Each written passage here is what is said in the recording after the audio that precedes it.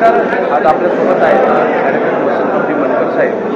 आज खरं तर त्यांचं फोटो येते जे काय शेतकरी समृद्धी पॅनल आहे, या पॅनलचा मोठा शेतकऱ्याचा मेळावा ठेवला होता आणि मेळाव्यामध्ये त्यांचं एकदम आक्रमक भाषण झालं. थोडंसं आपण त्यांच्याकडून जाणून घ्या. साहेब, पाहायला गेलं तर आज सर्व तुम्ही तिथे साहेबांबरोबर होते. आज सर्व नेते मंडळी जे मोठमोठ्या पदावर गेले, जे कार्यकर्ते सांगितलं की स्वाभिमानी आहे, परंतु प्रत्येकजण साहेबांना सोडतोय. काय सांगाल यावर? या प्रश्नाचं उत्तर खरं तर पिचड साहेबांनीच दिलं पाहिजे. याचं आत्मपरीक्षणही त्यांनी केलं पाहिजे. मागे एका सभेमध्ये असं म्हटलं होतं, लोक पराभवात काही शिकत नाही म्हणून त्या पराभवाची पुनरावृत्ती होते. विधानसभेच्या निवडणुकीमध्ये अत्यंत दारुण पराभव पिचड साहेबांच्या सुपुत्राचा म्हणजे वैभव. या पराभवात त्यांनी खरं शिकायला पाहिजे आणि शिकून भविष्यात पुन्हा असा पराभव आपल्यामध्ये येऊ नये अशा प्रकारचं त्यांनी त्यांचं वर्तन ठेवायला पाहिजे. नगरपंचायतच्या निवडणुकीचे तुम्ही सगळे साक्षीदार आहात. नगरपंचायतची निवडणूक अत्यंत जिद्दीने आम्ही सर्वांनीच मिळवली. त्यामध्ये कैलासराव वागचौरे होते, शिवाजीराजे धुमाळ होते, RPIचे सगळे कार्यकर्ते होते आणि ती नगरपंचायतची निवडणूक या तालुक्यातल्या पुन्हा एकदा वैभव पर्वाच्या पुनरावृत्तीची निवडणूक होईल अशी आमची अपेक्षा. 17 पैकी 12 नगरसेवक भारतीय जनता पार्टीचे निवडून आले. निवडणूक करेपर्यंत वैभव साहेबांनी सगळ्यांना विश्वासात घेतलं, हे मलाही मान्य आहे, मी त्या पक्षात. पण नगरपंचायतची निवडणूक जिंकल्याबरोबर ज्यावेळेस तुम्हाला नगराध्यक्ष करण्याची वेळ आली आणि आम्ही सांगत तेव्हा सोनाली गायकवाडी एक अत्यंत कार्यक्षम महिला आहे, चांगली कार्यकर्ते, भारतीय जनता पार्टी जिल्ह्याची महिलाची अध्यक्ष, तिला तुम्ही अध्यक्ष करा. तर तिला अध्यक्ष न करण्याची भूमिका या सर्वांनी घेतली आणि शिवाजीराजेंना त्यांनी सांगितलं नाही तिला करता येणार नाही. शिवाजीराजे, सोनाली, चेतन हे सर्वजण भारतीय जनता पार्टीच्या कार्यालयाचा त्याग घरी निघून गेले आणि नंतर मी पिचड साहेबांना परत सांगितलं व्यापक राजकारणाचा विचार करा. नगरपंचायत आणि परत शिवाजीला आणलं आणि शिवाजीराजेंनी तिथे शिव्या देऊन गेले हे सत्य आहे. हे सगळ्यांना माहिती. मी सांगितलं पाहिजे अशातला काही भाग नाही. तिथं जे लोक होते त्यांच्याकडनं तुम्ही खात्री करा. किंवा शिवाजीराजे असा माणूस आहे त्यांनी शिव्या दिलं तर तो स्वतःही कबूल करत हो मी शिव्या देते, ते काही तो लपवून ठेवणारा माणूस नाही.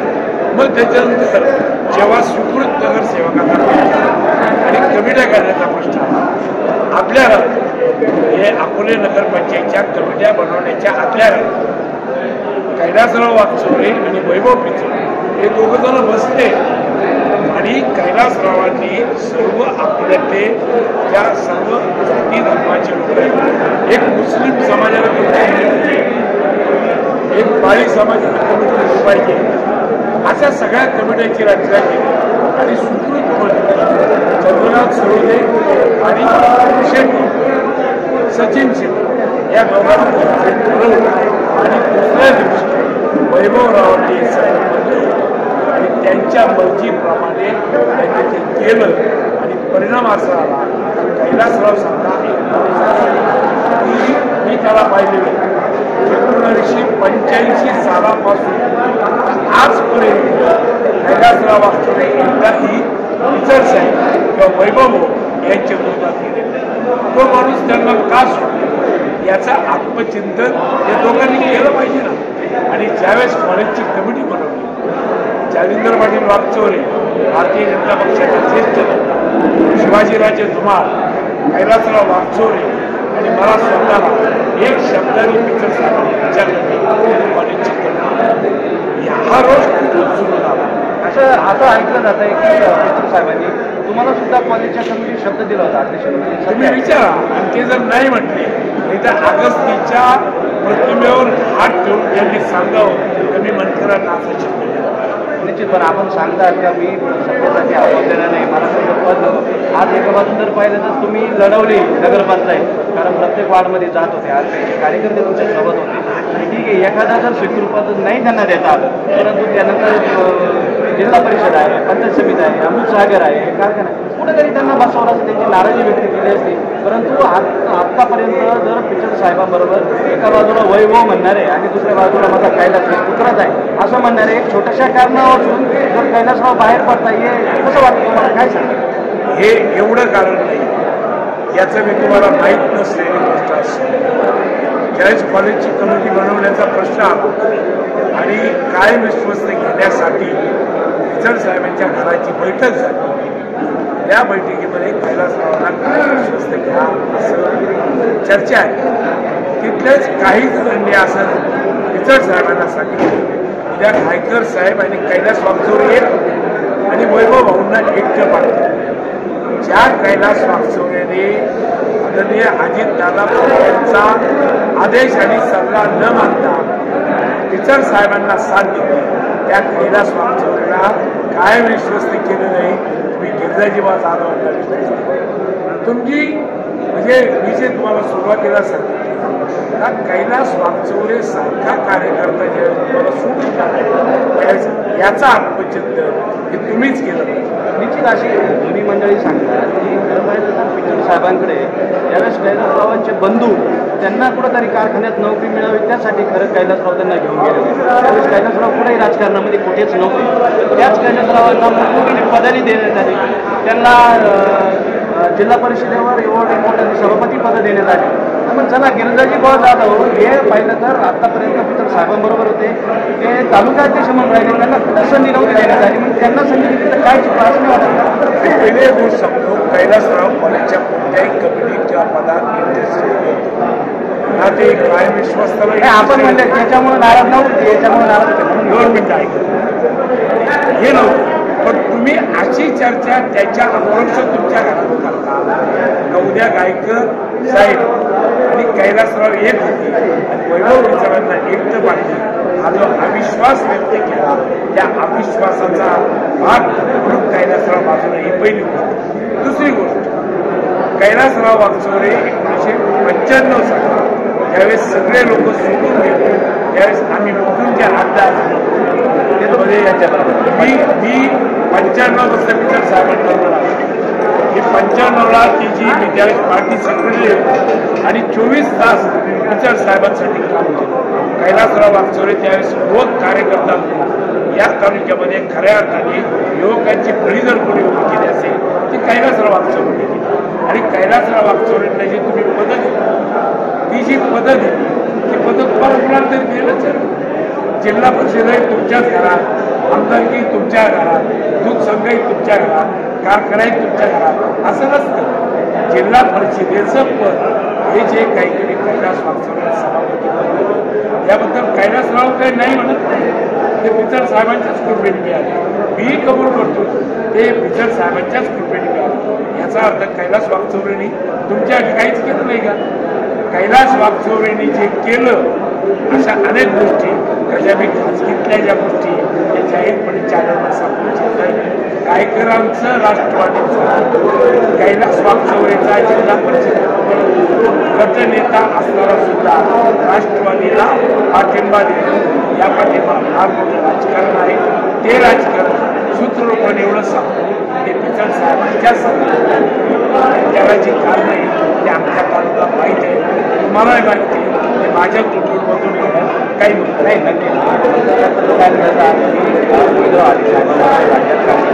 तुम्ही जिल्ह्यामध्ये काम केलं आणि एक तुम्ही स्वाभिमानी म्हणून तुमच्याकडे आजही बघितलं जात आहे, कारण तुमचं कसं आहे आणि तुम्ही म्हणजे स्वाभिमानी माणसं बहुजनात ते स्वाभिमानचं मानी म्हणतो त्याच्यापैकी तुम्ही आहात.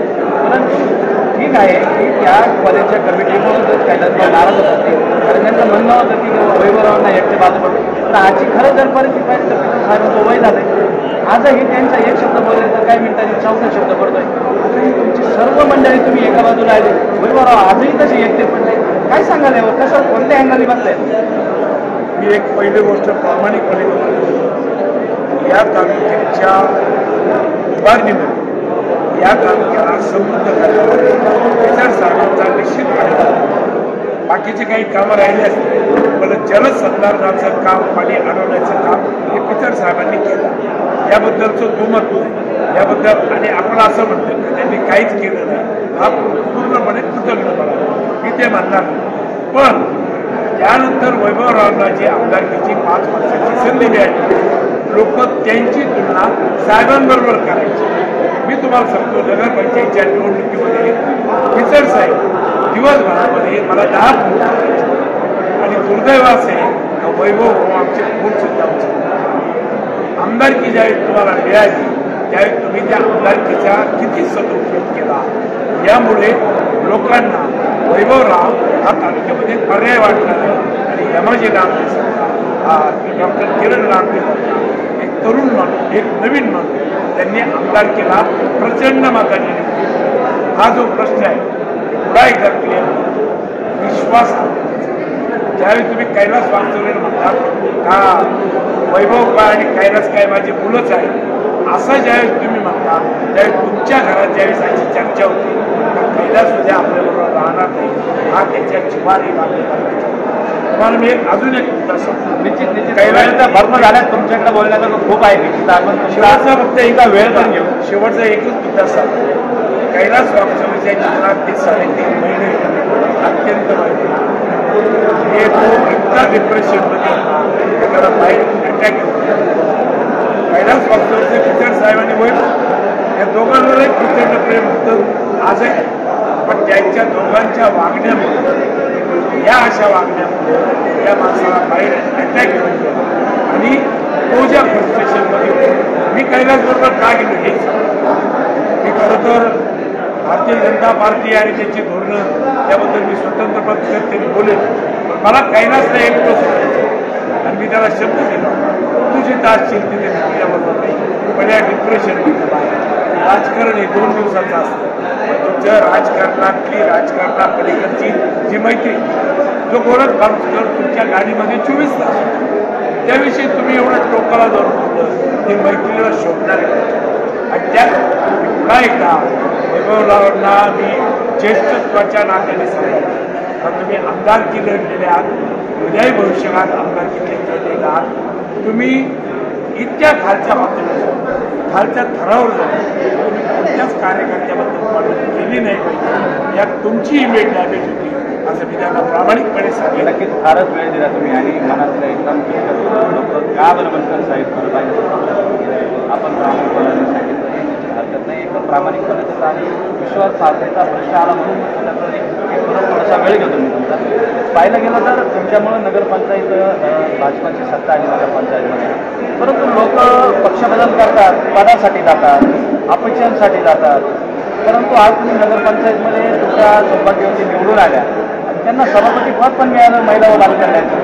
एवढं असताना सुद्धा तुम्ही तरी पक्ष सोडून गेला. काय म्हणजे काय सांगावं, जनतेने काय याच्यातला मत घ्यावा? चांगला प्रश्न विचारला. मी पहिली गोष्ट एक सांगतो तुम्हाला, मी कम्युनिस्ट पक्षात काम केलं, मी काँग्रेसमध्ये केलं, मी राष्ट्रवादीत केलं आणि भाजपमध्ये. मी एकही पक्ष मला काही मिळायचं म्हणून सोडलं. मी माझे वडील कम्युनिस्ट असताना आणि ते जिवंत असताना त्यांची परवानगी घेऊन काँग्रेस पक्षामध्ये काम करत असताना आदरणीय गोविंद अधिक साहेबांचा परिस्पर्श झाला, त्यांच्याबरोबर काम केलं. त्यांनी राष्ट्रवादीत जायचा निर्णय घेतला, त्यावेळेस मी त्यांना नको म्हणतो, तरी सुद्धा ते राष्ट्रवादी पक्ष यामुळे सोडायला लागला का त्यांनी गोविंद अधिक साहेबांचे जे हात केले आणि गोविंद अधिक साहेबांचं राजकीय नेतृत्व जे कमी केलं ते आम्हाला पटलं नाही, म्हणून मी राष्ट्रवादी सोडली आणि भाजपमध्ये. मी पिचड साहेब येण्यापूर्वीपासून भाजपत आहे. पिचड साहेब भाजपमध्ये नंतर आलेले आहेत. मी पिचड साहेबांच्या आमदार 2014ला अशोकराव बागलांना कमळाचे चिन्हावर उभं केलं, तेव्हापासून आम्ही मी पदासाठी कोणताही पक्ष सोडला नाही. आणि आत्ता सुद्धा मला त्यांना नगरपंचायतमध्ये त्यांनी माझ्या बायकोचा सन्मान केला आहे. पण कॉलेज कमिटीची निवडणूक नितीन गडकरींची इथे सभा होती, मला साधा त्या मिटिंगचं निमंत्रण नाही. आणि त्याहीपेक्षा माझ्या मनातलं मोठं दुःख तुमच्या निमित्ताने मी सांगतो. माझ्या बिल्डिंगमध्ये पिचड साहेब हितेश कुंभारचे वडील वारले, त्यांच्या दारावर आले माझ्या बिल्डिंगमध्ये, आणि मला सांगून कळवलं सुद्धा. माणसं पदांनी कधीच मोठी नसतात. माणसं मोठी असतात स्वतःच्या कर्तृत्वाने. वसंत मनकर अख्ख्या तालुक्यात एक घर आहे, पण तरी सुद्धा माझ्या या स्वभावामुळे मी आजही लोकांच्या चर्चेत यामुळे राहतो तर मी सत्याला सत्य म्हणतो. इतर साहेबांनी शेवटचा प्रश्न साहेब, ज्यांनी कारखाना उभा केला, ज्यांनी 28 वर्ष त्या कारखान्यावर नेतृत्व केलं, त्या पिता आणि पुत्र यांनी कारखान्यावर असावं की नसावं याबद्दल काय सांगतो? अजित नवले या संदर्भामध्ये खूप छान मांडणी केली. जोपर्यंत पिचड साहेब सक्षम होते, हा अजित नवले यांचा पाठ झाला, त्यांचा दृष्टिकोन झाला. कारण प्रत्येक जण बोलणारा हा त्याचं कर्तृत्व असतं असं काही नाही. कारण राजकारणामध्ये जर पाहिलं गेलं तर कर्तृत्व, नेतृत्व आणि वक्तृत्व या तिन्ही गोष्टी महत्त्वाच्या असतात. ते काय बोलले ते त्यांच्या अँगलनी बोलले, परंतु तुम्ही काय सांगू शकाल पिचड साहेब आणि परिवार त्यांचा या कारखान्यावर असावा की नसावा? मी अजित नवलेचा संदर्भ फक्त यासाठी दिला की आज साहेबांचं वय नैसर्गिक आहे. आपण काय त्यांच्या वयाबद्दल चर्चा करत नाही. त्यांची ती क्षमता राहिली आणि वैभव पिचडमध्ये ती क्षमता नाही असा तालुका मानतो. वैभव पिचडला जिथं जिथं संधी मिळाली तिथं त्यांनी काय परफॉर्मन्स दिलेला आहे हा तुम्ही पाहिलेला. स्वतःचा त्यांनी प्रायव्हेट दूध संघ काढला होता, स्वतःचा चालवता आला नाही झाला. तो दूध संघ बंद पाडला. तुम्ही दूध संघाला पाहिजे. तुम्ही जिल्हा परिषदेमध्ये जिल्हा परिषदेचे सदस्य होता, तिथलंच रिपोर्ट आहे. तर तुम्ही त्या मिटिंगांना सुद्धा नव्हता. आमदारकीमध्ये तुम्ही 5 वर्ष आमदारकी चालवली आणि आज कारखाना चालवण्यासाठी जी वेळ देणे आणि कुशलता पाहिजे आणि मला स्वतःला असं वाटतं जिल्हा बँक ही नगर जिल्ह्यातली राष्ट्रवादीच्या ताब्यात आहे. तालुक्यातले 3 संचालक जिल्हा बँकवर आहे. कारखान्यापुढे खूप अडचणी आहेत. या अडचणीवर मात करण्याची क्षमता शेतकरी समृद्धी पॅनलच्या नेत्यांमध्ये आहे असं मला वाटतं. आणि या पॅनलवर शेवटचं या पॅनलवर कंट्रोल ठेवण्यासाठी कॉम्रेड अजित नवलेसारखे आणि कम्युनिस्ट पक्षामध्ये काम केलेले कार्यकर्ते ते यांना चुकीचं वागू देणार नाही. आणि त्या पलीकडे सांगतो हे जर चुकीचे वागले तर यांच्या विरोधात सुद्धा व्यक्तिगत व सन्मानकर होते पुन्हा उभा राहील. चुकीच्या आज एकमेकावर टिप्पणी केली जाते. खरं पाहिलं तर हा कर्जाच्या उंबरट्यावर आहे. 30 संचालक मंडळी, ठीक आहे, गायकर साहेब व्हाईस चेअरमन आहे, पितर साहेब चेअरमन होते. इतरत्र आलेले विजय देशमुख असेल, सावंत साहेब असेल, त्यांनी चळवळीचा चोळामध्ये आतापर्यंत लढला. त्याचं मोठं योगदान या तालुक्यासाठी आहे.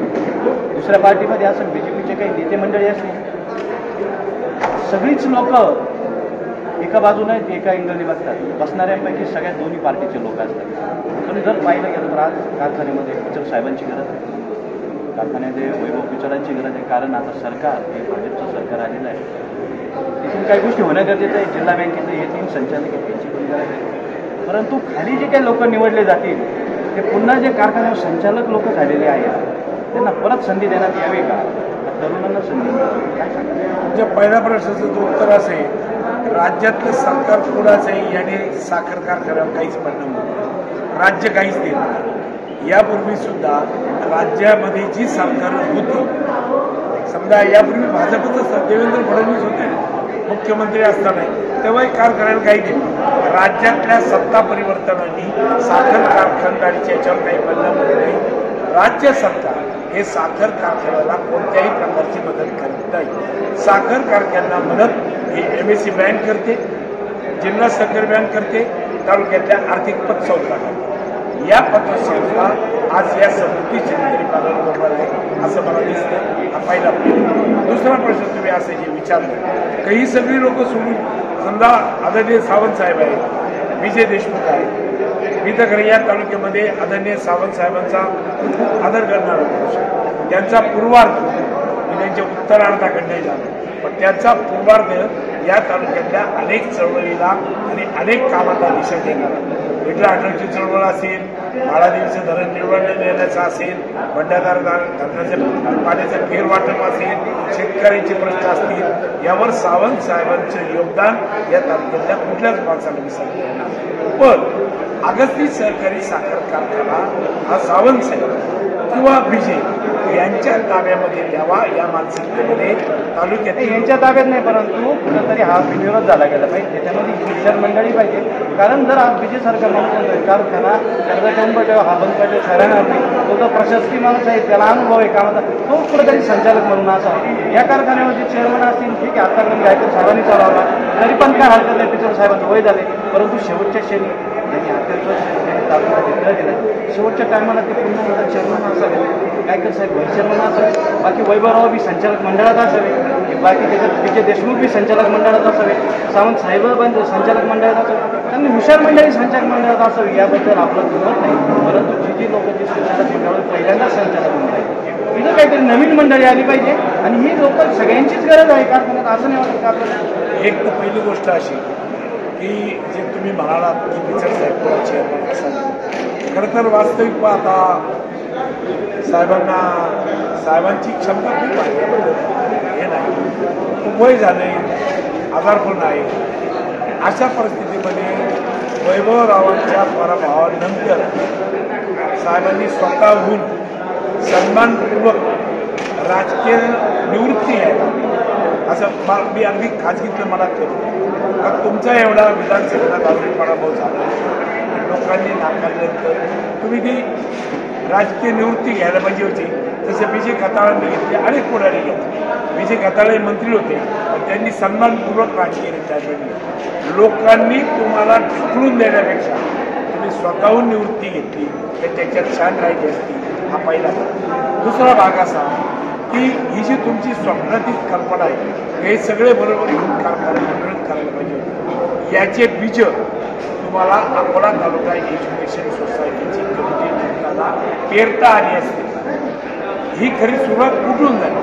आत्ता सुद्धा हे शेतकरी समृद्धी पॅनल जे भक्कम दिसतं याचं प्रमुख कारण आहे अकोला तालुका एज्युकेशन सोसायटीची कमिटी करताना तुम्ही जो मनमानीपणा केला, जो उद्रेक तालुक्यात झाला, त्या उद्रेकातलं हे सगळे लोक एक त्याच्यातलं एक लिंक म्हणून एक्झाम्पल देतो. याच अकोला एज्युकेशन शिवसेनेचे नेते तथा तालुका अध्यक्ष मच्छिंद्रजी धुमाळ ते काही दिवस कारखान्याचे संचालक होते आणि आता ते सुद्धा त्या संचालक मंडळात गेले, त्यांनी काही राजीनामा दिला नाही.